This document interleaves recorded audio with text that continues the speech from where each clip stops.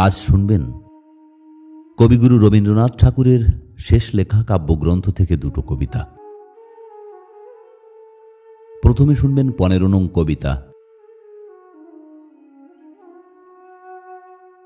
তোমার সৃষ্টির পথ রেখেছ আকীর্ণ করি, বিচিত্র ছলনা জালে হে ছলনাময়ী।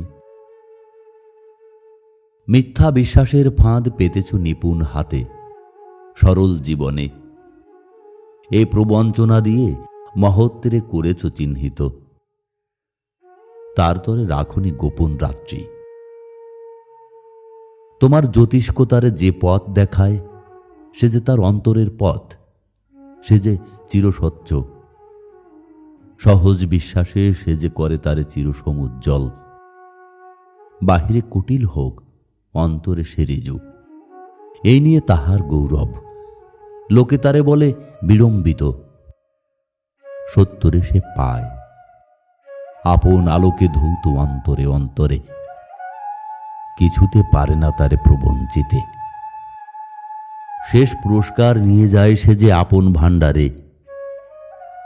অনায়াসে যে পেয়েছে ছলনা সহিতে, সে পায় তোমার হাতে শান্তির অক্ষয় অধিকার। আরেকটি 11 নং কবিতা। রূপনারায়ণের কুলে জেগে উঠিলাম, জানিলাম এ জগৎ স্বপ্ন নয়। রক্তের অক্ষরে দেখিলাম আপনার রূপ, চিনিলাম আপনারে আঘাতে আঘাতে, বেদনায় বেদনায়। সত্য যে কঠিন, কঠিনেরে ভালোবাসিলাম, সে কখনো করে না বঞ্চনা।